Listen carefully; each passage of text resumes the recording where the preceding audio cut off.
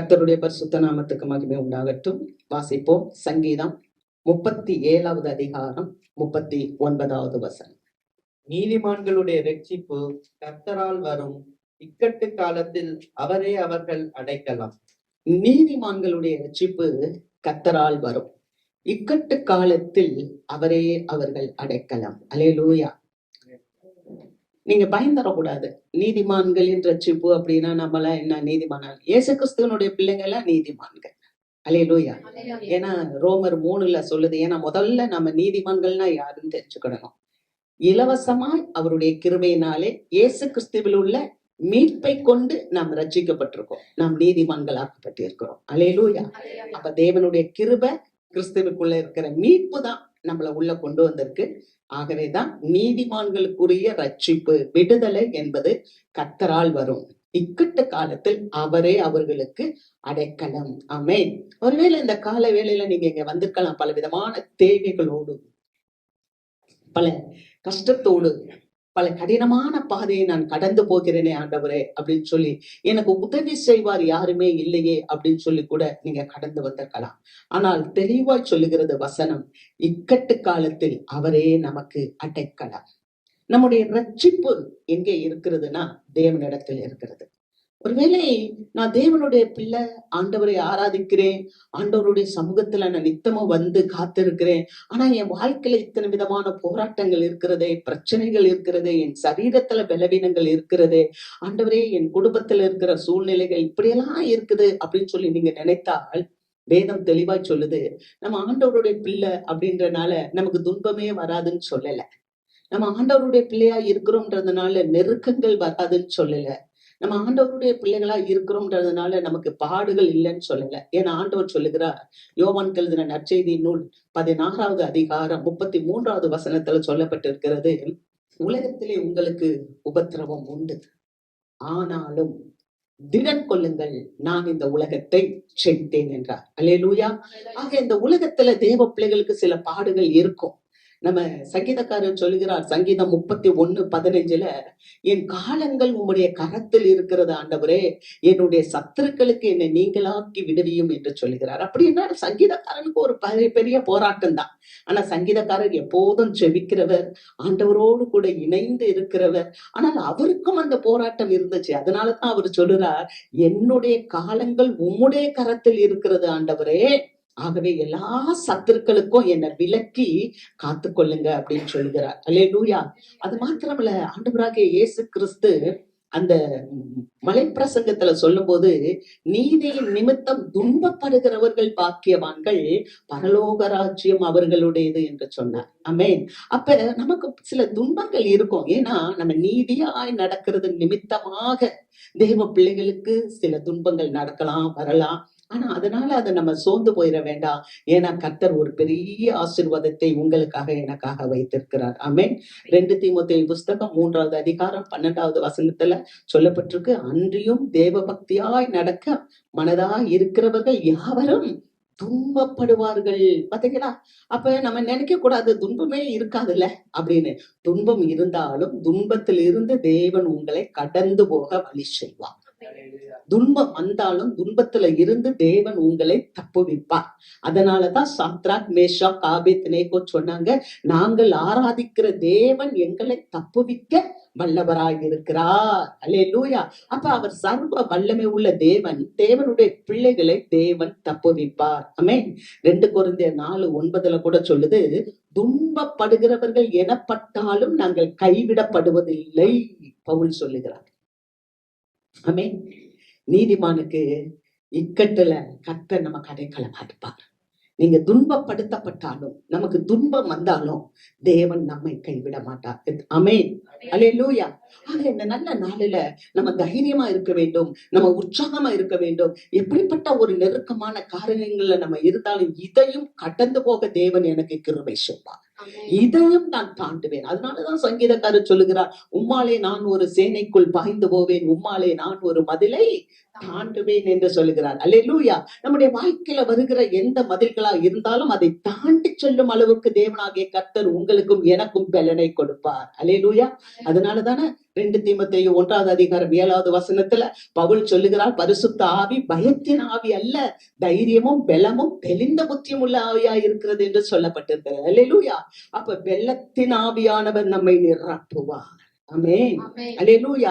பெலத்தின் ஆவியானவர் நம்மை நிரப்புவார். நமக்கு வருகிற ஒரு சேலஞ்சில தான் ஆண்டவருடைய வல்லமை வெளிப்படுத்த முடியும். இஸ்ரவேல் மக்கள் அந்த 40 ஆண்டுகள் அவங்க அடிமைப்பட்டு இருந்தாங்க. அவங்களை வெளியே கொண்டு வரும்போது ஆண்டவர் சொன்னார் என்ன தெரியுமா? பார்வோனை பார்த்து சொன்னார், உன்னிடத்தில் என் வல்லமையை காட்டும்படிக்கு உன்னை நான் நிலைநிறுத்தி இருக்கிறேன். உங்களுக்கு இருக்கிற பிரச்சனைகள் இருக்குல்ல, அந்த பிரச்சனைகள்ல தேவனுடைய வல்லமை வெளிப்படும்படிக்கு தான் தேவன் அந்த பிரச்சனைகளை அனுமதித்திருக்கிறார். அந்த பிரச்சனையில இருந்து தேவன் உங்களை வெளியே கொண்டு வரும்போது பிரஜாதி மக்கள் தேவனுடைய வல்லமையை அறிந்து கொள்வார்கள். அல்லேலூயா. கர்த்தர் நல்லவர். ஆமென். நல்லா நீங்க நினைச்சுக்கோங்க, தேவனுடைய பிள்ளைகளுக்கு வெறும் துயரம் மட்டும்தானா? வெறும் பாடுகள் மட்டும்தானா? இல்லங்க. தேவனுடைய பிள்ளைகளுக்கு முதலாவது ஆசீர்வாதம். அல்லேலூயா. தேவனுடைய பிள்ளைகளுக்கு முதலாவது என்ன கொடுப்பாருன்னா ஆசீர்வாதத்தை கொடுக்கிறார். நமக்கு ஆசீர்வாதம் இல்லாட்டா வேற யாருக்கு ஆசீர்வாதம்?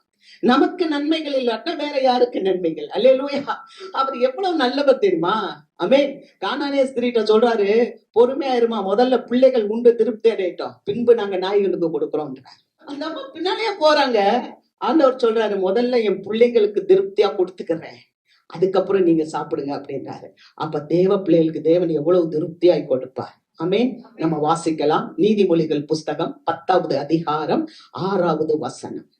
நீதிமானுடைய சிரத்தின் மேல் ஆசீர்வாதங்கள் தங்கும்.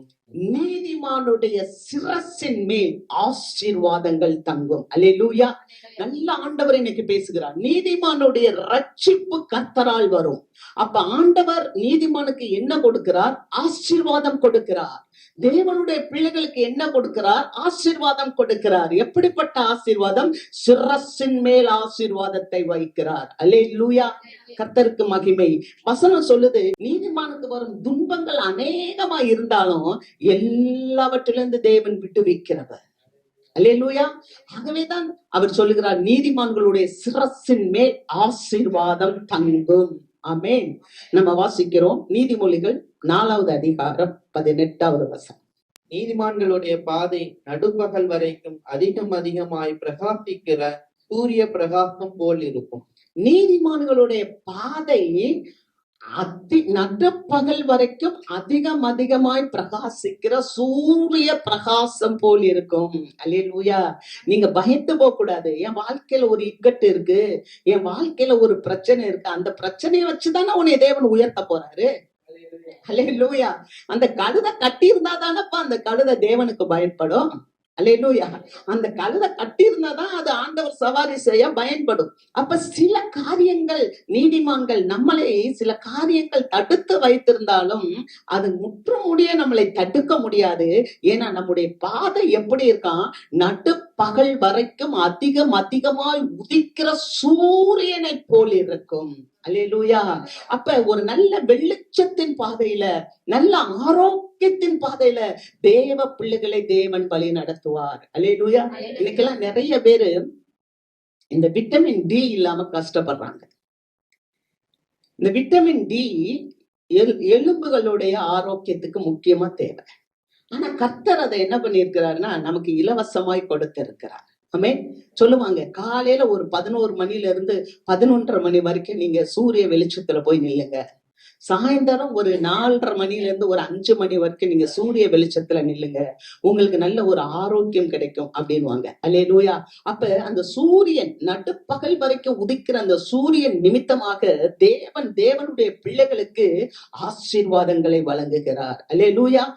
ஒருவேளை உங்க எதிரிகள் பார்த்து அல்லது உங்களுடைய சூழ்நிலைகளை நம்ம பார்த்து நம்ம என்ன நினைக்கலாம்? ஐயோ என் வழி அவ்வளவுதான், ஐயோ என் பாதை அவ்வளவுதான், ஐயோ என் வாழ்க்கை இருண்டு போச்சு, ஐயோ என் வேலை ஸ்தலத்துல எனக்கு அவ்வளவுதான், எனக்கு முடிஞ்சு போச்சு, அல்லது இல்ல என்னுடைய குடும்பத்துல அவ்வளவுதான், எனக்கு வாழ்க்கை இல்ல, எதாவது சொல்லலாம். ஆனால் கர்த்தர் ஒரு நாளும் கைவிடுகிறவர் அல்ல. அவர் சொல்றார், உன் நினைவு என் நினைவு அல்ல, உன் வழிகள் என் வழிகளும் அல்ல. பூமிக்கு வானம் எவ்வளவு உயரமாய் இருக்கிறதோ அப்படியா அவர் நமக்கு கொண்டு பெரிய காரியங்களை செய்கிறார். அல்லேலூயா. அவருடைய வழி ஆராய்ந்து பட முடியாதது. அவர் பெரிய காரியங்களை செய்கிறார். யாருக்கு செய்கிறார்? நீதிமான்களுக்கு செய்கிறார். யாருக்கு செய்கிறார்? தேவனுடைய பிள்ளைகளுக்கு செய்கிறார். யாருக்கு செய்கிறார்? தேவனை நம்புற பிள்ளைகளுக்கு செய்கிறார். அல்லேலூயா. யாருக்கு செய்கிறார்? தேவன் நமக்கு செய்கிறார். ஆமென். பாருங்க, வாசிக்கலாம். நீதிமொழிகள் 11வது அதிகாரம் 10வது வசனம். நீதிமான்கள் நன்றாயிருந்தால் பட்டணம் களி கூறும். நீதிமான்கள் நன்றாயிருந்தால் பட்டணம் களி கூறும். நீங்க நல்லா இருக்கணும்ன்றதுதான் தேவனுடைய சித்தம்.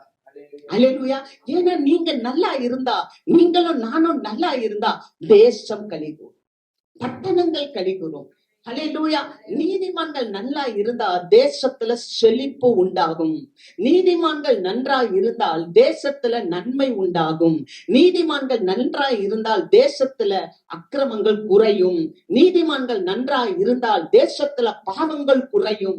நீதிமான்கள் நன்றாய் இருந்தால் பட்டணம் களிகூறும். நீங்களும் நானும் நன்றாய் இருந்தால், தேவ பிள்ளைகள் நன்றாய் இருந்தால், இந்த உலகம் எங்கிலும் இருக்கிற மக்கள் தேவனை நோக்கி பார்த்து தேவனை ஆராதிக்கிற பிள்ளைகள் நன்றாய் இருந்தால் அவர்கள் நிமித்தமாக, நம் நிமித்தமாக தேசம் நன்றாய் இருக்கும். அதனால ஆண்டவர் நமக்கு என்ன பண்ணுவார்? நல்லது செய்வார். நீங்க ஆதியாகமம் புஸ்தகம் 18வது அதிகாரம் வீட்டுல போய் வாசித்தீங்கன்னு சொன்னா, ஆண்டவர் என்ன பண்றாரு? சோதம் கொமோரால ரொம்ப பாவம் பெருகிருச்சு. அதனால தூதர்களை அனுப்புறார். என்ன பாவம் ரொம்ப இருக்கு, நான் தேசத்தை அழிக்க போறேன். அப்ப லோத்து சோதமுக்கு நேரா கொட்டையை போட்டு உட்கார்ந்து இருக்கிறாரு. சோதம் கொமராவை அழிக்க போறேன்னு சொன்னோன்னு ஆபிரகாம் கேட்கிறாரு, ஐயோ நம்மளுடைய தம்பி அங்க இருக்கிறாரே, அழிச்சிடக்கூடாதே. ஆண்டவர் என்ன சொல்றாரு தெரியுமா? ஆண்டவரே, 50 நீதிமான்கள் இருந்தா தேசத்தை அழிப்பீங்களா? கடைசியா கேட்டு கேட்டு கேட்டு அங்க 18வது அதிகாரம் வாசிக்கிறோம். 32வது வசனத்தை வரைக்கும் பார்க்கும்போது ஆண்டவர் சொல்றாரு, 10 நீதிமான்கள் அங்க இருந்தா அவர்கள் நிமித்தமாக நான் தேசத்தை அழிக்க மாட்டேன். ஏன்னா நீதிமான்கள் நன்றாய் இருந்தால் பட்டணங்கள் களி கூறும், சந்தோஷமா இருக்கும். நீதிமான்கள் நன்றாய் இருந்தால் தேசத்துல நன்மை இருக்கும். அதனால அவர் சொல்றாரு, நீதிமான்கள் 10 பேர் இருந்தா அவர்கள் நிமித்தமாக நான் தேசத்தை அழிக்க மாட்டேன் என்று சொல்லுகிறார். அல்லேலூயா. நீங்க வாசிக்கலாம். மத்தேயு புஸ்தகம் 25வது அதிகாரம் 37வது வசனம். அப்பொழுது நீதிமான்கள் அவருக்கு பிரதியுத்தரமாக, ஆண்டவரே, நாங்கள் எப்பொழுது உம்மை பசியுள்ளவராக கண்டு உமக்கு போஜனம் கொடுத்தோம்? எப்பொழுது உம்மை தாகமுள்ளவராக கண்டு உம்முடைய தாகத்தை தீர்த்தோம்? எப்பொழுது உம்மை அந்நியராக கண்டு உம்மை சேர்த்து கொண்டோம்? எப்பொழுது உம்மை வஸ்திரம் இல்லாதவராக கண்டு உமக்கு வஸ்திரம் கொடுத்தோம்? அல்லேலூயா. அங்க பாக்குறோம், நீதிமான்கள் ஆண்டவராகிய இயேசு கிறிஸ்து நியாய தீர்ப்பு கொடுக்க இந்த உலகத்துக்கு மீண்டும் வரப்போகிறார். வரும்போது அவர்களுடைய கிரியைக்கு தக்கதாக பலனளிப்பேன்னு சொன்னார். அப்படி சொல்லும் போது அவர் 2 கூட்டத்தை பிரிக்கிறார். பிரித்துட்டு அவர் செம்மறியை பார்த்து சொல்லுகிறார், செம்மறி கூட்டத்தை பார்த்து சொல்லுகிறார், பசியாய் இருந்தேன் உணவு கொடுத்தீர்கள், தாகமாய் இருந்தேன் தண்ணீர் கொடுத்தீர்கள், வியாதியாய் இருந்தேன் வந்து பார்த்தீங்க, வஸ்திரம் இல்லாம இருந்தேன் வஸ்திரம் கொடுத்தீங்க. இப்படிலாம் சொல்லும் போது அங்க வசனம் சொல்லுகிறது, மத்தேயு 25:37 நீதிமான்கள் அதற்கு. அப்ப யார் நன்மை செய்யறாங்க? நீதிமான்கள் நன்மை செய்கிறாங்க. அப்ப நீதிமான்கள் நல்லா இருந்தா தேசம் நல்லா இருக்கும்.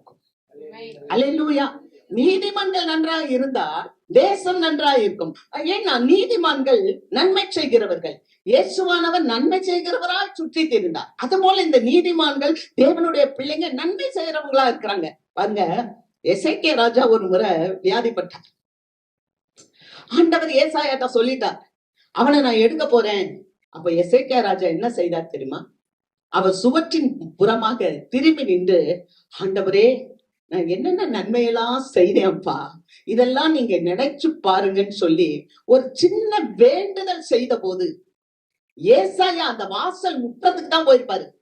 உடனே ஆண்டவர் ஏசாயா தீர்க்கதரிசிட்ட பேசிட்டாரு, நீ ஓடி போய் எசேக்கியா விட்ட சொல்லு, அவனுடைய நாட்களோடு 15 வருஷத்தை நான் கூட்டுவேன். அல்லேலூயா. அவனுடைய வியாதி நீங்கப்படும். நான் 15 ஆண்டுகளை கூட்டி கொடுப்பேன். ஏனென்றால் அவன் செய்த நன்மைகளை நான் நினைவு கூறுகிறேன். தேசத்துல நீதிமான்கள் இருந்தால் பட்டணங்கள் களிகூறும். ஏன்னா நீதிமான்கள், ஆண்டவர் நீதிமான்களுடைய சுகத்தை விரும்புறார். ஆமென். அல்லேலூயா. நம்ம வாசிக்கலாம். 1 சாமுவேல் புஸ்தகம் 24வது அதிகாரம் 17வது வசனம். தாவீதை பார்த்து, நீ என்னை பார்க்கிலும் நீதிமான், நீ எனக்கு நன்மை செய்தாய், நானோ உனக்கு தீமை செய்தேன். அந்த தாவீத பார்த்து சவுல் சொல்றார், சவுலும் தேவனால் தெரிந்தெடுக்கப்பட்ட ராஜா, தாவீதும் தேவனால் தெரிந்தெடுக்கப்பட்ட ராஜா. ஆனா சவுலுடைய உள்ளத்துல எப்போதுமே ஒரு கசப்பு. ஏன்னா தாவீதின் மேல ஒரு கசப்பாவே இருப்பார். தாவீதை எப்படியாகிலும் கொன்றணும். ஏன்னா நன்மை செய்யறாரு தாவீது. தாவீது நல்லது செய்யறது சவுலுக்கு பிடிக்கல. எப்படியாவது கொன்றணும்னு சொல்லி இருக்கும்போது இந்த பகை வளர்ந்து கொண்டே இருக்கிறது. அதுதான் நான் சொல்வேன், நீதிமானுக்கு வர்ற சோதனை அநேகமா இருக்கும். ஆனா எல்லாத்திலயும் இருந்து தேவன் அவர்களை தப்புவிப்பார். தாவீதுக்கு பலவிதமான கஷ்டங்கள். நீங்க நினைக்க கூடாது தாவீது ஒண்ணுமே கஷ்டமே இல்லைன்னு. அவருக்கு குடும்பத்துல பிரச்சனை, அவங்க மாமனாரால பிரச்சனை, அவங்க மனைவியால பிரச்சனை, அவருடைய நாட்டுல இருக்கிற எதிரிகள், பெலிஸ்தர்களால, அமலேக்கியர்களால, பல மக்களால, எல்லா பக்கத்திலும், ஏன் எல்லாவற்றுக்கும் மேலாக அவருடைய சேனாபதிகள், அவருடைய ராணுவ வீரர்களால் அவருக்கு எத்தனையோ பிரச்சனைகள், பல காரியங்கள் அவருக்கு இருந்த போதும் அந்த அவருடைய கேரக்டர்ஸ் நீங்க படிச்சீங்கன்னா தெரியும். நான் ராஜாவா இருந்தும் கையால் ஆகாதவனா இருக்கிறேன்னு சொல்லுவார். அவ்வளவு பாடுகள் அவருக்கு இருக்கிறது. அத்தனை பாடுகளையும் தாங்கி அவர் ஓடிக்கொண்டே இருக்கிறார். சவுலுக்கு ஓடிக்கொண்டே இருக்கிறார். சவுல் துரத்தி கொண்டே இருக்கிறான். சவுல் அவர் எங்கெல்லாம் போறாரோ, தாவீது எங்கெல்லாம் போறாரோ, சவுல் துரத்தி கொண்டே எப்படியாகிலும் தாவீதை அழித்து விட வேண்டும். ஆனா ஒரு விசை ஒரு இடத்துல சவுல் படுத்திருக்கிறார். இப்ப தாவீது சவுளுடைய இடத்துல போய் அவருடைய வஸ்திர தொங்கலை அப்படியே அறுத்துட்டு வந்துட்டார். தாவீதோடு இருக்கிற மக்கள் சொல்றாங்க, இவரை ஒரே குத்தா குத்திடுவோம், வாழ்நாள் முழுவதும் உமக்கு விரோதமா இவர் தீமை செய்து கொண்டே இருக்கிறார், இவர் வாழவே வேண்டாம், குத்திப்படுவோம் சொல்லும் போது இந்த தாவீது சொல்றாரு, கர்த்தரால் அபிஷேகம் பண்ணப்பட்ட மனுஷன் மேல கை போடாதீங்க அப்படின்னு சொல்லிட்டு அவருடைய தொங்கலை, வஸ்திர தொங்கலை அறுத்ததுனால தாவீதினுடைய மனம் அடித்து கொண்டிருந்தது என்று பார்க்கிறோம். அல்லேலூயா, அல்லேலூயா. பாருங்க, தாவீது அந்த வஸ்திர தொங்கலை நான் அறுத்துட்டு வந்துட்டேனேன்னு சொல்லி அந்த மனுஷனுடைய மனசு, நீதிமானுக்கு மனசாட்சி உண்டுங்க, நீதிமானுக்கு மனசாட்சி உண்டு. நான் அதை செஞ்சுட்டு வந்துட்டேன்னு அவன் மனசு அப்படியே அடிச்சுக்கிட்டு இருக்கிறத நம்ம பாக்குறோம். ஆனா தாவீது இப்ப சொல்றான், ஐயா யாரையா நீ தேடி வந்த? தெல்லு பூச்சியை தேடி வந்தியா? நீ ஏன் இப்படி மற்றவங்க சொல்றத கேக்குற? தாவீது உனக்கு எதிரின்னு மற்றவன் சொல்றத ஏன் கேக்குற? நான் உனக்கு எதிரி அல்ல அப்படின்னு சொல்லும் போது இப்ப சொல்றாரு சவுல், ஐயோ என் குமாரனே தாவீதே, நீ ஒரு மனுஷன், என்னை கண்டோ நீ என்னை விட்டுட்டு போயிட்டியே. அல்லேலூயா. நீ எவ்வளவு நல்லவன். வசனத்தை வாசிக்கிறோம், நீ என்னை பார்க்கலாம் நீதிமான். அல்லேலூயா. இப்பதான் அவருக்கு தெரியுது, ஒரே குத்தா குத்தாம பகைஞரை விட்டுட்டு இந்த தாவீது வந்துட்டார். அதான் ஆண்டவர் சொல்றாரு, உன் சத்துரு பசியா இருந்தால் அவனுக்கு ஆகாரம் கொடு. அல்லேலூயா. நம்ம சத்துருக்களை சத்துருன்னு நினைக்க கூடாது, இக்னோர் பண்ணிட்டு போயிட்டே இருக்கணும். அவன் பாருங்க அழகா சொல்றாரு, நீ என்னை பார்க்கலாம் நீ நீதிமான், நீ எனக்கு நல்லதை செய்தாய், நானோ உனக்கு தீமை செய்தேன். அல்லேலூயா, அல்லேலூயா. நீதிமான் எப்போதுமே நன்மை செய்தேன். அதனால்தான் இயேசுவானவர் சொன்னார், உன்னை ஒருத்தன் வலது கண்ணத்துல அடிச்சான், இடது கண்ணத்தை திருப்பி காமி. இயேசு சொன்னா, ஒருவன் உன்னை 1 மைல் தூரம் நடக்க சொன்னா நீ 2 மைல் தூரம் நடந்து போ. இயேசு சொன்னா, உன்கிட்ட ஒருத்தன் வஸ்திரத்தை கேட்டா உன் அங்கேயும் கொடுத்து விட்டு சத்துரு மேற்கொள்ள முடியாது. தோற்கடிக்கப்பட்டவன் தோற்கடிக்கப்பட்டவன் தான். கொல்கதா மலையிலே இயேசுவானவர் சத்துருவின் தலையை நசுக்கி விட்டார். அல்லேலூயா. அதனால்தான் வேதம் சொல்லுகிறது, நீதிமான்களுக்கு ஒரு கேடும் வராது. ஆமென், அல்லேலூயா. அவன் என்ன சொல்றான் தெரியுமா? வாசிக்கலாம். சவுல் சொல்றது 20வது வசனம், நீ நிச்சயமாக ராஜாவாய் இருப்பாய் என்றும் இஸ்ரவேலின் ராஜ்யபாரம் உன் கையில் நிலைவரப்படும் என்றும் அறிவேன். அல்லேலூயா. ப்ராபசி சொல்றார். சவுல் தீர்க்கதரிசியா சொல்றான். என்ன தெரியுமா? நீ நிச்சயமா ராஜாவாய் இருப்பாய், எனக்கு அப்புறம் நீ இஸ்ரவேல்ல இந்த ராஜ்யம் உன்னுடைய கரத்துல கொடுக்கப்படும். ஆமென், அல்லேலூயா. நீதிமானுடைய சிரசின் மேல் ஆசீர்வாதங்கள் தங்கும். சாதாரணது இல்லைங்க. ஒரு ஆடுகளை மேய்த்த ஒரு சாதாரண ஒரு கோமணத்தை கட்டிட்டு தாவீது ஒரு 10 ஆடுகளை வச்சிட்டு மேய்ச்சிட்டு இருந்திருப்பான். ஆனா ஆண்டவர் ஏற்ற வேளையில இஸ்ரவேலின் ராஜாவாக அவனை உயர்த்தினார். அவனுடைய சிரசின் மேல் பொற்கிரீடம் தரிக்கப்பட்டது. அல்லேலூயா. கர்த்தர் வசனம் சொல்லுகிறது, நீதிமான்களுடைய சிரசின் மேல் ஆசீர்வாதம் தங்கும். ஆமென். பவுல் சொல்லுகிறார் ரோமர் 8 கர்த்தர் நம் பட்சத்தில் இருக்கும் போது நமக்கு எதிராய் நிற்பவன் யார்? அல்லேலூயா. உங்களுக்கு வியாதிகள் இருக்கலாம், சத்துருக்கள் உங்களை தொடர்ந்து பிடித்து கொண்டு வர்றதுக்கு வந்து கொண்டே இருக்கலாம், சில கேஸ் விஷயங்கள் இருக்கலாம், அல்லது சில டாக்குமெண்ட்ஸ்னால எத்தனையோ போராட்டங்கள் இருக்கலாம். அல்லேலூயா. இந்த செய்தியை ஆன்லைன்ல பாக்குற மக்களுக்கும் கூட பல கஷ்டங்கள் இருக்கலாம். ஆனா கர்த்தர் உங்களோடு பேசுறார். நீ எந்த சூழ்நிலையில இருந்தாலும், ஆமென், எந்த சூழ்நிலையில இருந்தாலும் வேதம் சொல்லுகிறது, நீதிமான்களுடைய சிரசின் மேல் ஆசீர்வாதங்கள் தங்கும். அல்லேலூயா. 2வது காரியம் வாசிக்கலாம். சங்கீதம் புஸ்தகம் 34:15. கர்த்தருடைய கண்கள் நீதிமான்கள் மேல் நோக்கமாயிருக்கிறது, அவருடைய செவிகள் அவர்கள் கூப்பிடுதலுக்கு திறந்திருக்கிறது. அல்லேலூயா. 2வது காரியம், கர்த்தருடைய கண்கள் நீதிமான்கள் மேல் நோக்கமாயிருக்கிறது. ஆமென். முதலாவது சொன்னேன், நீதிமான்களுடைய சிரசின் மேல் ஆசீர்வாதங்கள் தங்கும். 2வது, அவருடைய கண்கள் நீதிமான்கள் மேல் நோக்கமாயிருக்கிறது, அவருடைய செவிகள் அவர்கள் கூப்பிடுதலுக்கு காத்து இருக்கிறது. அல்லேலூயா. அப்ப கர்த்தர் வானத்திலிருந்து அவர் அப்படியே கண்களை உலாவி பார்க்கிறார். அவருடைய கண்கள் பூமியில உலாவி கொண்டிருக்கிறது. ஒவ்வொரு மனிதரையும் தேவன் பார்த்து கொண்டு இருக்கிறார். அல்லேலூயா. அவருடைய கண்கள் யார் மேல நோக்கமா இருக்கனா, யாரெல்லாம் கைவிடப்பட்டு, யாரெல்லாம் கண்ணீரோடு, யாரெல்லாம் தேவையோடு, ஒரு தேவ பிள்ளைகளா இருக்கிறோமே, எனக்கு யாருமே இல்லையே, உதவி செய்ய யாருமே இல்லையே, ஆனால் வேதம் சொல்லுகிறது, இக்கட்டில் கர்த்தர் நமக்கு அடைக்கலமாய் இருக்கிறார். நீதிமானுக்கு ரட்சிப்பு அவராலே உண்டாகும், அவரால விடுதலை உண்டு. ஆகவேதான் அவருடைய கண்கள் நம்மேல் நோக்கமாய் இருக்கிறது, அவருடைய செவிகள் நம்முடைய கூப்பிடுதலுக்கு திறந்து இருக்கிறது என்று பார்க்கிறோம், வாசிக்கிறோம். சங்கீதம் புஸ்தகம் 33வது அதிகாரம் 18-19 வசனங்களை வாசிக்கிறோம்.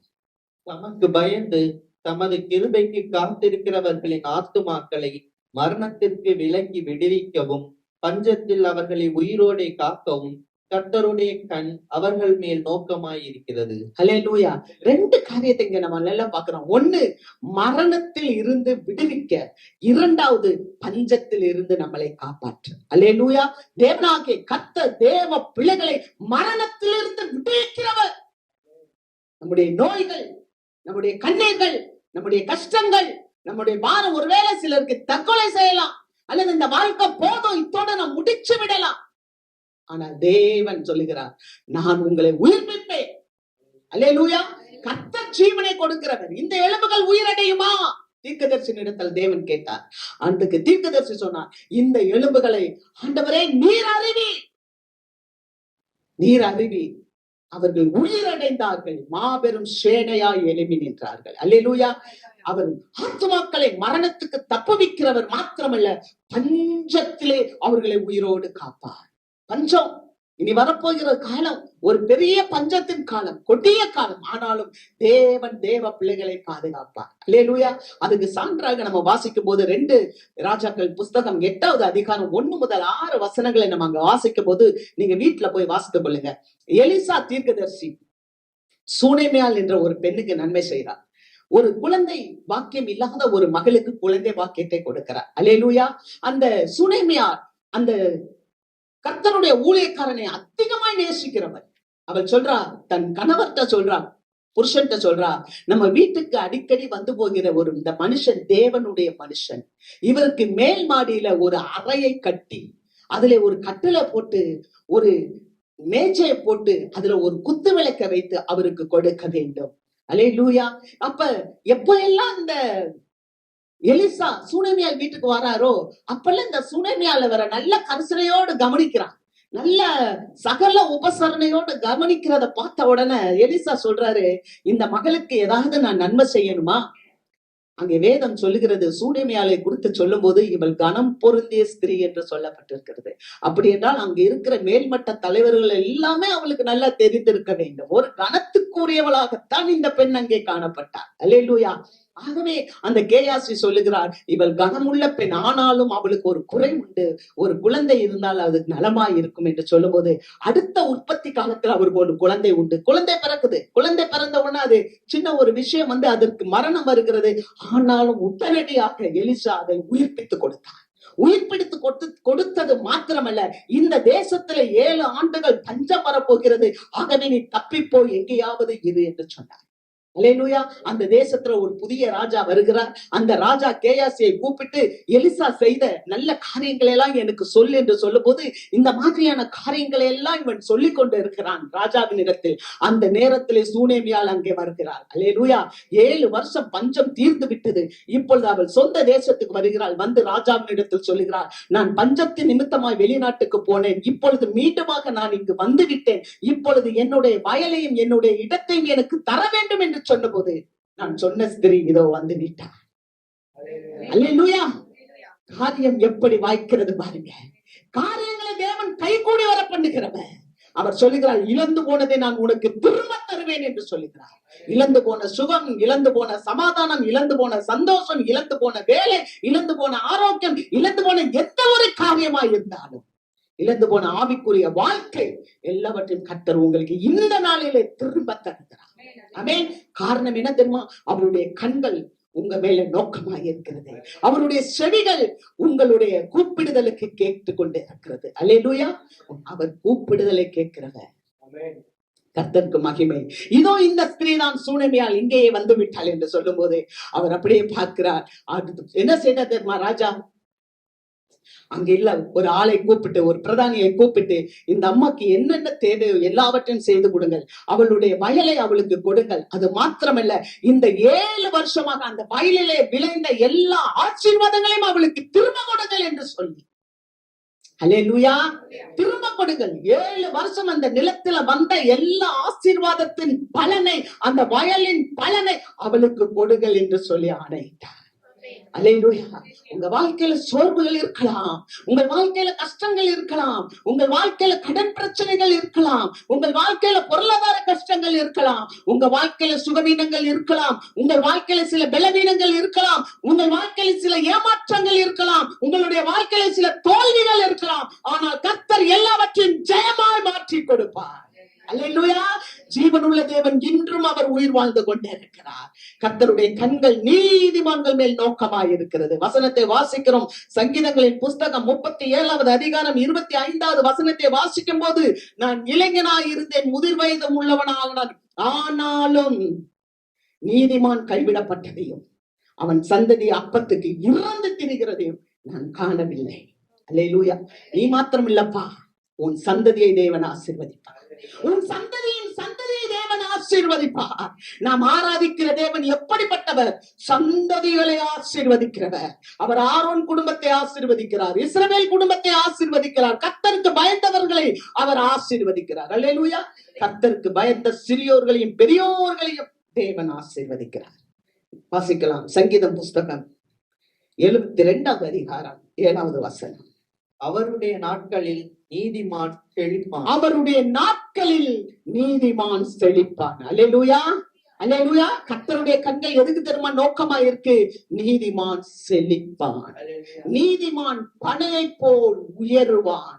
நீதிமானுடைய வாசஸ்தலத்தை தேவன் ஆசீர்வதிக்கிறார். நீ தங்கும் இடம், உங்கள் வீடு தேவன் ஆசீர்வதிக்கிறார். எத்தனை பேர் ஆமென் சொல்றீங்க? அல்லேலூயா. கர்த்தர் உன்னை ஆசீர்வதிக்கிறவர். உன்னை வாளாக்காமல் தலையாக்கி, உன்னை கீழாக்காமல் மேலாக்குறவர். 3வது காரியம். முதல் காரியம் நான் சொன்னேன், நீதிமான்களுடைய சிரசின் மேல் ஆசீர்வாதங்கள் தங்கும் என்று சொன்னேன். 2வது, நீதிமான்கள் மேல் அவருடைய கண்கள் நோக்கமாய் இருக்கிறது என்று சொன்னேன். 3வது காரியம் வாசிக்கலாம். நீதிமொழிகள் 10வது அதிகாரம் 24வது வசனம் பிற்பகுதி. நீதிமான் விரும்புகிற காரியம் அவனுக்கு கொடுக்கப்படும். நீதிமான் விரும்புகிற காரியம் அவனுக்கு கொடுக்கப்படும். அல்லேலூயா. அல்லேலூயா. நீங்கள் விரும்புகிற காரியத்தை தேவன் உங்களுக்கு கொடுப்பார். ஆமென். அவர் சொல்லுகிறார் யோவான் 14:14, என் நாமத்தினாலே நீங்கள் எதை கேட்டாலும் அதை நான் உங்களுக்கு கொடுப்பேன். ஆமென். இயேசுவின் நாமம் இனிதான நாமம், இணையில்லா நாமம், இன்ப நாமம். இயேசுவின் நாமத்துல நீங்க எதை கேட்டாலும் சரி. அல்லேலூயா. ஏன்னா அவர் நம்முடைய பரிகாரி, நம்முடைய மீட்பர், நம்முடைய சகாய, நம்மளை ஆசீர்வதிக்கிறவர், தன்னுடைய ஜீவனையே நமக்காக கொடுத்து நம்மளை மீட்டெடுத்ததுனால அவர் சொல்லுகிறார், உனக்கு என்ன வேண்டும் நீ கே, நீ விரும்புகிறத நான் உனக்கு தருவேன். ஆமென். நியாயாதிபதிகள் புஸ்தகம் 1ஆம் அதிகாரம், அங்கே நம்ம வாசிக்கிறோம் 12, 13, 14, 15 வீட்டுல போய் தயவு செய்து வாசித்துக்கோங்க. 12ல இருந்து 15 வரைக்கும் நம்ம நியாயாதிபதிகள் 1ஆவது அதிகாரத்துல பார்க்கும்போது காலேப் என்கிறதான ஒரு மனிதர் இருக்கிறார். காலேப்பினுடைய மகள் அக்சால். இப்ப அக்சாலுக்கு திருமணம் செய்யணும். காலேப் சொன்னார், என்ன சொன்னார் தெரியுமா? தன்னுடைய மகளுக்கு சாதாரணமா ஒரு மனுஷனை கொடுக்க மாட்டேன், ஒரு பரீட்சை வைக்கிறார். எபிரோனை யார் பிடிக்கிறாங்களோ அவங்களுக்கு என்னுடைய மகளை கொடுப்பேன். அப்ப ஒரு பரீட்சை வைக்கும் போது அந்த பரீட்சையில காலேபினுடைய தம்பி மகன் ஒத்தனியல் ஜெயித்து விடுகிறான். இப்பொழுது ஒத்தனியலுக்கு தன் மகள் அக்சாலை திருமணம் செய்து கொடுக்கிறான். என்ன நடந்தது? அந்த அக்சால் நல்ல திருமணம் நடந்து அவ கிளம்பி புருஷன் வீட்டுக்கு போகும்போது அந்த வசனத்தை வாசிப்போம். 14வது வசனம். அவன் புறப்படுகையில் என் தகப்பனிடத்தில் ஒரு வயல்வெளியை கேட்க வேண்டும் என்று அவள் புறப்படுகையில், அதாவது அவ புருஷன் வீட்டுக்கு போகும்போது, என் தகப்பனிடத்தில் ஒரு வயல்வெளியை கேட்க வேண்டும் என்று அவனிடத்தில் உத்தரவு பெற்றுக்கொண்டு, அதாவது ஒத்தனியல் அவ புருஷனிடத்தில் உத்தரவு பெற்றுக்கொண்டு கழுதையின் மேலிருந்து இறங்கினாள். காலேப் அவளை நோக்கி, உனக்கு என்ன வேண்டும் என்றான். அப்பொழுது அவள், எனக்கு ஒரு ஆசீர்வாதம் தர வேண்டும், வறட்சியான நிலத்தை எனக்கு தந்தீர், நீர் பாய்ச்சலான நிலங்களையும் எனக்கு தர வேண்டும் என்றாள். எனக்கு ஒரு ஆசீர்வாதம் தர வேண்டும், நீ விரும்புகிறதை கேள். அல்லேலூயா. ஆண்டவர் சொல்லுகிறார், நீ விரும்புகிறதை நான் கொடுப்பேன். நீதிமான் விரும்புகிற காரியம் அவனுக்கு கொடுக்கப்படும். அவ கேட்டா பாருங்க, எனக்கு ஒரு ஆசீர்வாதம் வேண்டும், வறட்சியான நிலத்தை எனக்கு தந்தீர், நீர் பாய்ச்சலான நிலங்களையும் எனக்கு தர வேண்டும் என்றால், அப்பொழுது காலேப் மேற்புறத்திலும் கீழ்ப்புறத்திலும் அவளுக்கு நீர் பாய்ச்சலான நிலங்களை கொடுத்தான். அல்லேலூயா, அல்லேலூயா. நீ வறட்சியான இடத்தை எனக்கு கொடுத்துட்டீங்கப்பா, ஆனா இப்ப எனக்கு நல்ல நீர் பாய்ச்சலான இடத்தை தாங்கப்பான்னு கேட்கும் போது அவங்க அப்பா காலேப் மேற்புறத்திலும் கீழ்ப்புறத்திலும் நீர் பாய்ச்சலான தோட்டத்தை கொடுக்கிறார். அல்லேலூயா. உங்க வாழ்க்கை வறண்டு போய் இருக்கா? தண்ணீர் இல்லாம இருக்கா? பரிசுத்த ஆவியினால் நிரப்பப்படாமல இருக்கா? நீங்க விரும்புகிறத கேளுங்க ஆண்டவர்கிட்ட. அல்லேலூயா, அல்லேலூயா. ஆண்டவர் உங்களை நிரப்புவார், ஆண்டவர் உங்களுக்கு கொடுப்பார். உன் வாழ்க்கை தண்ணீரற்றதும் வறண்டதும் விடாய்த்ததுமான இடத்தை போல இருக்கா? கர்த்தர் அதை மாற்றி செழிப்பாக்குவார். அல்லேலூயா. கொழுமையானது கொழுப்பை உண்டது போல என் ஆத்துமா இருக்கும் என்று சங்கீதக்காரர் சொல்லுகிறார். அப்படியான ஒரு ஆசீர்வாதத்தை தேவன் உங்களுக்கு தருகிறார். அல்லேலூயா. நம்ம வசனத்தை வாசிக்கிறோம். 2 ராஜாக்கள் புஸ்தகம் 2வது அதிகாரம் 9, 10 வசனத்தை வாசிக்கும் போது எலிசாட்ட கேட்கிறார், நீ விரும்புகிறதை கே, உனக்கு என்ன வேண்டும், உனக்கு என்ன வேண்டும் கே. அல்லேலூயா. ஆண்டவர் சொல்லுகிறார், நீதிமான் விரும்புகிறதை தேவன் கொடுப்பார். நீங்க விரும்புகிறத தேவன் கொடுப்பார்.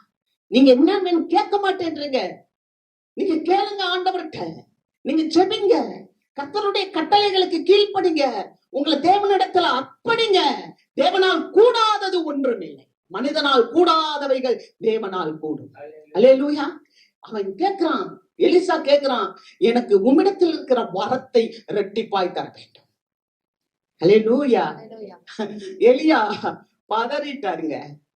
எலியா பதறிட்டாரு. என்ன சொன்னார் தெரியுமா?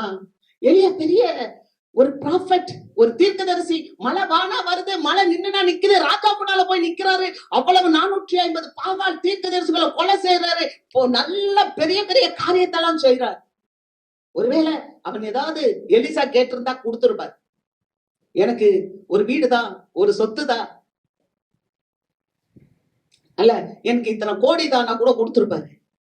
ஆனா உன்னுடைய வல்லமை, உன்னுடைய ஆவியின் வரத்தை எனக்கு கொடு. அதை எப்படி கொடு? ரெட்டிப்பா கொடு. இன்னைக்கு நம்ம ஆண்டவருடைய வல்லமையை கேட்கிறோமா? ஆண்டவருடைய பரிசுத்தத்தை வாஞ்சிக்கிறோமா? ஆண்டவருடைய கிருபையை நம்ம கேட்கிறோமா? அங்கதான் ஆண்டவர் ஸ்ட்ரக் ஆகார். மற்றதெல்லாம் தூக்கி கொடுத்துருவார். It is very easy. It is very easy.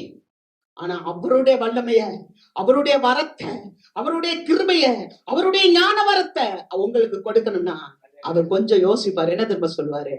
சரிதானதை கேட்கிறேன். It is true. ஏன்னா வசனம் சொல்லுது, மார்க் 13:13 சொல்லுது, முடிவு வரையந்த நிலை நிற்பவனே ரட்சிக்கப்படுவான். தூக்கி கொடுத்துடல, வரத்தை தூக்கி கொடுக்கல, அரிதானதை கேட்டா கடைசி வரைக்கும் நீ என்னை பார்த்துக்கிட்டே இரு, நான் மேல எடுத்துக்கொள்ளப்படுறத நீ பாரு, நீ பார்க்கும் போது என்னுடைய வல்லமையை பரத்தை பற்றிக்கொள். அல்லேலூயா, அல்லேலூயா. கர்த்தருக்கு ஸ்தோத்திரம். இன்னைக்கு நம்ம ஆண்டவர் இடத்துல நீங்க எதை விரும்புறீங்களோ அதை நீங்க கேளுங்க, கர்த்தர் கொடுப்பார். மத்தேயு 15:28 வாசிப்போம். இயேசு அவளுக்கு பிரதியுத்தரமாக, ஸ்திரீயே, உன் விசுவாசம் பெரிது, நீ விரும்புகிறபடி உனக்கு ஆக கடவது என்றார். அந்நேரமே அவள் மகள் ஆரோக்கியமானாள். இயேசு அந்த ஸ்திரீயை பார்த்து கேட்கிறார். கானானிய ஸ்திரீ, ஒரு புறஜாதிய ஸ்திரீ, இயேசுவை அறியாதவள். ஆனா இயேசு பின்னாலே போனா, ஆண்டவரே, ஆண்டவரே, என் மகள் அவள் பேய் பிடிச்சு கிடக்கா, என் மக பேய் பிடிச்சு கிடக்கா. ஒரு சின்ன நோய் வந்தா எவ்வளவு பயப்படுறோம்ல? ஒரு சின்ன பலவீனம் வந்தா அவ்வளவுதான், வாழ்க்கை முடிஞ்சிச்சுப்பா நினைக்கிறோமா? அவங்க சோகம் கொடுப்பாங்க, இவங்க சோகம் கொடுப்பாங்க, இங்க போய் சோகம் கிடைக்கலாம். ஆனா இயேசு அறியாத ஒரு பொம்பளை, சிரபேனிக்கேயா ஸ்திரீ, கானானிய ஸ்திரீ, இயேசுவின் பின்னாலேயே போனாங்க. போகும்போது என் மகளுக்கு நீ சுகம் கொடுக்கணும் அப்படின்னும் போது ஆண்டவர் சொல்றா, உன் விசுவாசம் பெருசு. அல்லேலூயா, அல்லேலூயா. நம்ம ஃபெய்த் இருக்கா? நமக்கு விசுவாசம் இருக்கா? உன் விசுவாசம் பெருசு, நீ விரும்புகிறபடி உனக்கு ஆக கடவுது. அந்த நேரமே அந்த கானானிய ஸ்திரீனுடைய மகள் சொஸ்தமானார். அல்லேலூயா. அருமையான தேவ மக்களே, நீங்க ஆலயத்துக்கு வரும்போது ஒரு தேவையோடு வரீங்களா? என் வாழ்க்கையில இவ்வளவு இக்கட்டு இருக்கு, கர்த்தர் உங்களுக்கு அடைக்கலமா இருக்கிறார். கர்த்தரால் உங்களுக்கு விடுதலை உண்டு. அல்லேலூயா. ஏன்னா விசுவாசிக்கிறவனுக்கு எல்லாம் கூடும். ஆமென். நீ விசுவாசித்தால் தேவனுடைய மகிமையை காண்பார். அல்லேலூயா. வாசிக்கிறோம், இன்னும் நிறைய காரியங்கள் இருக்கு. யோவான் 12:21. அவர்கள் கலிலேயா நாட்டு பெத்சாய்தா ஊரான் ஆகிய பிலிப்புவின் இடத்தில் வந்து, ஐயா, இயேசுவை காண விரும்புகிறோம் என்று அவனை கேட்டுக்கொண்டார்கள். 2 பேரு வராங்க. எங்க இருந்து வராங்க? பல ஊர்கள்ல இருந்து வர்றாங்க. இயேசு ஒரு இடத்துல உட்கார்ந்து இருக்கிறாரு. அவங்க வந்து சொல்றாங்க பிலிப்பிட்ட, ஐயா, நாங்கள் இயேசுவை காண வேண்டும். அல்லேலூயா. நாங்க இயேசுவை காண வேண்டும் என்று விரும்புகிறோம். அல்லேலூயா, அல்லேலூயா. நம்மளுடைய விருப்பம் என்ன? நான் இயேசுவை பார்க்கணும், இயேசுவை பார்க்கணும். நம்ம விரும்புறோமா? நம்ம வாழ்க்கையில இயேசுவை பார்க்கணும்னு விரும்புறோமா? அவ்வளோ கூட்டம், திரளான கூட்டம் வந்து உட்கார்ந்துருக்கு. ஆனா 2 பேர் புறஜாதியான மக்கள் வர்றாங்க. வந்து பிலிப்பின் இடத்துலயும் அந்திரியாவின் இடத்துலயும் ஓடி வந்து கேட்கிறாங்க, ஆண்டவரே, மக்களே, நாங்க இயேசுவை பார்க்கணும், எங்களை இயேசுவின் இடத்துல கூட்டிட்டு போ. அல்லேலூயா. அவங்களுக்கு விருப்பம் இயேசுவை காண வேண்டும் என்ற விருப்பமா இருந்தது. அது மாத்திரமில்ல, ஒரு அப்போஸ்தலனுக்கு என்ன விருப்பம் இருக்கிறது? வாசிக்கலாம். ரோமர் 1:15. ஆகையால் ரோமாபுரியில் இருக்கிற உங்களுக்கும் என்னால் இயன்ற மட்டும் சுவிசேஷத்தை பிரசங்கிக்க விரும்புகிறேன். ஆகையால் ரோமாபுரியில் இருக்கிற உங்களுக்கும் என்னால் இயன்ற மட்டும் சுவிசேஷத்தை பிரசங்கிக்க விரும்புகிறேன். அல்லேலூயா. நம்மளுடைய விருப்பம் என்னவா இருக்கிறது? ஒரு அப்போஸ்தலனுடைய விருப்பம் அந்நியர்களுக்கும் புறஜாதிகளுக்கும் கிரேக்கர்களுக்கும் ஞானிகளுக்கும் மூடர்களுக்கும் நாம் சுவிசேஷத்தை சொல்லுவதற்கு அது என் மேல் விழுந்த கடமையா இருக்கிறது. நான் அநேகருக்கு சொன்னது போல உங்களுக்கும் நான் வந்து சொல்ல நான் விரும்புகிறேன். அல்லேலூயா. ரோமாபுரியில இருக்க மக்களுக்கு சுவிசேஷத்தை சொல்ல நான் விரும்புகிறேன். ரோமாபுரி ஒரு சாதாரணது இல்லைங்க. ரோமாபுரியில இருக்க சபைகள் எல்லாம் எந்த பாஸ்டரும் ஊழியக்காரனும் போய் ஸ்தாபித்தது அல்ல. ரோமாபுரியில இருக்க சபைகள் எல்லாம் விசுவாசிகளால் ஸ்தாபிக்கப்பட்டது. அல்லேலூயா. எப்ப அந்த அந்நிய பாஷை பேசி பரிசுத்த ஆவியானவர் இறங்கினாரோ அப்ப எல்லா ஊர்கள்ல இருந்து வந்த ஜனங்கள் அதை பார்த்தாங்க பாருங்க. பார்த்தவர்கள் அவர்கள் தங்கள் தேசத்திலே போய் சபைகளை ஸ்தாபித்தார்கள். அதனாலதான் நமக்கு ஆண்டவர் தரிசன பாட்டு கொடுத்தார். நீ கண்டதையும் கேட்டதையும் நினைவில் கொள். அல்லேலூயா. நீ கண்டதையும் கேட்டதையும் நினைவில் கொள், அதன்படி நம்ம செய்ய அழைக்கப்பட்டிருக்கோம். அல்லேலூயா. ஏதோ ஒரு பாட்டு தானே, ஏதோ ஒரு பாடல் தானே, டைம் பாசிங் பாடலாம், அல்லது ஏதோ பொழுதுபோகலன்னு அவர் பாடலாம் நினைச்சிடாதீங்க. ஒவ்வொன்றும் ஆண்டவர் தீர்க்க தரிசனமாய் நமக்கு கொடுக்கிறார். அல்லேலூயா. பவுல் அப்போஸ்தலனுடைய தாகம் என்ன தெரியுமா? நான் தேவனுடைய வார்த்தையை பிரசங்கிக்க வேண்டும் என்று விரும்புகிறேன். இன்னைக்கு நம்முடைய விருப்பம் என்ன? ஆண்டவர் சொன்னார், நீதிமான் விரும்புகிற காரியம் கொடுக்கப்படும். அல்லேலூயா. அவர் சொன்னார், எதை கேட்டாலும் என் நாமத்தினாலே நீங்கள் எதை கேட்டாலும் அதை நான் உங்களுக்கு கொடுப்பேன். நீங்க எதை வேணாலும் கேளுங்க. அல்லேலூயா. நீங்க எதை கேட்டாலும் தருவார். எல்லாவற்றையும் கேட்டாலும் தருவார். அல்லேலூயா. Because his grace is sufficient for us. ஆமென். அவருடைய கிருபை நமக்கு போதும். எதை கேட்டாலும் ஆண்டவர் நமக்கு தருவார். அல்லேலூயா. எல்லாவற்றையும் கேட்டாலும் தருவார். இம்மைக்குரிய ஆசீர்வாதத்தையும் மறுமைக்குரிய ஆசீர்வாதத்தையும் கர்த்தர் நமக்கு அளவில்லாமல் தருவார். அல்லேலூயா. ஆகவேதான் அவர் சொல்றாரு, விரும்புகிறதை கேள். அப்சால் கேட்டார், இந்த உலகத்துக்கு உரியதை கேட்டார். அல்லேலூயா. ஆனா எலிசா கேட்டார், வரத்தை கொடியா. நான் மட்டும் இல்ல, தேசமே ஆசீர்வாதமா இருக்கணும். அல்லேலூயா. என் கூட இருக்க கோவர்க்கர்ஸ் எல்லாம் ஆசீர்வாதமா இருக்கணும். என் வீட்டு பக்கம் இருக்கிற நெய்பர்ஸ் எல்லாம் ஆசீர்வாதமா இருக்கணும். wherever I go, எந்த இடத்துல நான் போனாலும் நான் அங்க ஆசீர்வாதமா இருக்கணும். மக்கள் ஆசீர்வதிக்கப்படும். அல்லேலூயா. பெரிய ஆசீர்வாதம். ஆமென். ஒரு சிறுபெணி கஸ்திரி கேட்டா, என் பிள்ளைக்கு பேய் பிடிச்சிருக்கு கூட. ஆமென். ஆனா அதை விட 2 பேர் கேட்டா, வந்து இயேசுவை பார்க்கணும்யா, இயேசுகிட்ட கூட்டிட்டு போயா, உங்ககிட்ட வரணும், மக்கள் வரணும், என்னை இயேசுவை காமிப்பார். மாத்திரமல்ல, பிரசங்கம் பண்ண விரும்புகிறேன், ஆண்டவரை பிரஸ்தாபப்படுத்த விரும்புகிறேன். அல்லேலூயா. எல்லாவற்றை பார்க்கலும் தேவன் தமது வார்த்தையை பிரஸ்தாபம் பண்ணி இருக்கிறார். அதான் ரொம்ப முக்கியம். அல்லேலூயா. God is good at all the time. ஆமென். கர்த்தர் 3 காரியங்களை நம்மோடு கூட பேசியிருக்கிறார். முதலாவது, நீதிமானுடைய சிரசின் மேல் ஆசீர்வாதங்கள் தங்கும் என்று சொன்னார். 2வது, நீதிமான்கள் மேல் அவருடைய கண்கள் நோக்கமா இருக்கிறது, அவருடைய செவிகள் அவருடைய கூப்பிடுதலுக்கு கேட்கிறதா இருக்கிறது. 3வது காரியம் அவர் சொன்னார், நீ விரும்புகிறதை நான் உனக்கு தருவேன். அல்லேலூயா. கர்த்தர் இந்த நாளில், இந்த வாரத்துல கர்த்தர் உங்களுக்கு உங்க விருப்பத்தை அவர் செய்து கொடுப்பார். வேதம் சொல்லுகிறது, அவர் உன் மன விருப்பத்தின்படி உனக்கு செய்தருளி உன் ஆலோசனை எல்லாம் நிறைவேற்றுவார். அல்லேலூயா.